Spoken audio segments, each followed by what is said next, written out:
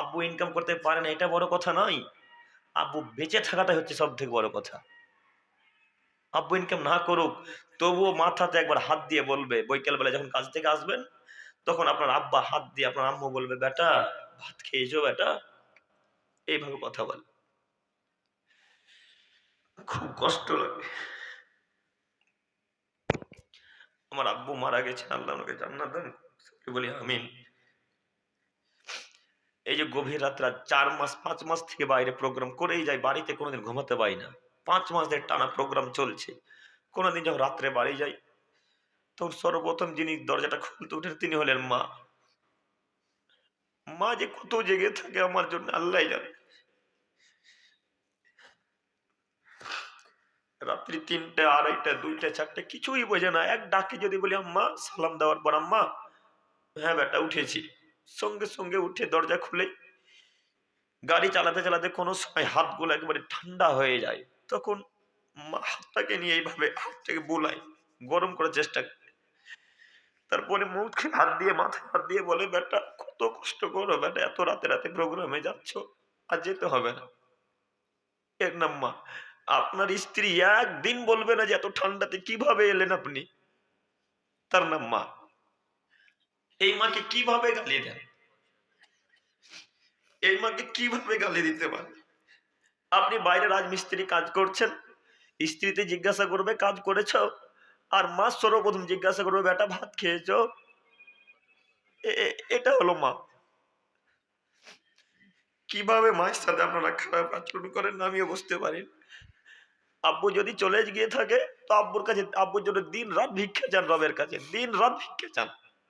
মা যদি ইহকাল ছেড়ে চলে যায় দিন রাত বলেন, আল্লাহ বলছেন আদমের ছেলে মেয়ে তোমরা পিতা মাতার জন্য বলো, রব্বির হামহুমা কামা রাব্বায়ানি সগীরা, রব্বির হামহুমা কামা রাব্বায়ানি সগীরা, বারবার বলো পিতা মাতার জন্য যে আল্লাহ আমার পিতা মাতা আমাকে যে অবস্থাতে রেখেছিলেন, যেভাবে আমাকে লালন পালন করেছেন বাল্য অবস্থায়, আল্লাহ সেভাবে তুমি আমার পিতা মাতাকে রেখো, আল্লাহ তুমি আমার পিতা মাতাকে কষ্ট দিও না। এভাবে দোয়া করতে হয়। একদিন তো দোয়া করতে চান না, শুধু পিতামাতাকে লাথি মারছেন। আবারও দিনী ভাইদের উদ্দেশ্যে বলি, সম্মানিত বোন, আপনাদের উদ্দেশ্যে বলতে চাইছি, পিতামাতাকে মূল্যায়ন করুন, পিতামাতার সাথে ভালো আচরণ করার চেষ্টা করুন, পিতামাতার সাথে ভালো ব্যবহার করুন। আব্বা খুব বড় একটা নিয়ামত। আব্বু বেঁচে আছে মানে সূর্য দেখতে পাচ্ছেন, আব্বু চলে গেলে দুনিয়া অন্ধকারের মতো হয়ে যাবে, কেউ একবারও বলবে না। পিছন থেকে যদি কেউ আঘাত করে তো আপনার সামনে কেউ এসে রুখে দাঁড়াবে না।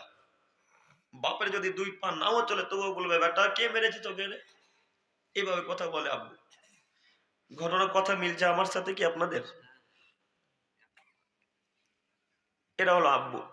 অথচ আপনার চাচা বেঁচে আছে, একদিন বলবেন আপনার চাচা যে আব্দুর রহমান, আব্দুল করিম তোকে কে মেরেছে রে, এই কথা বলবে না, আব্বা বলবে।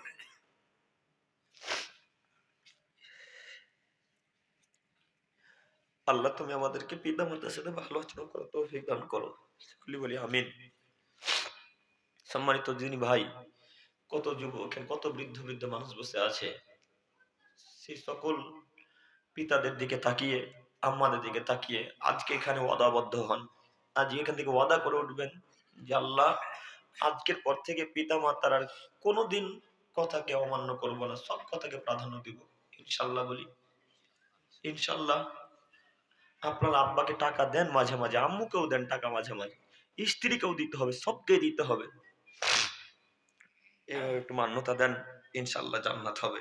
আমরা দোয়া করি, আল্লাহ তুমি আমাদের পিতা মাতাকে জান্নাতুল ফেরদাউস দান করো, সকলে বলি আমিন।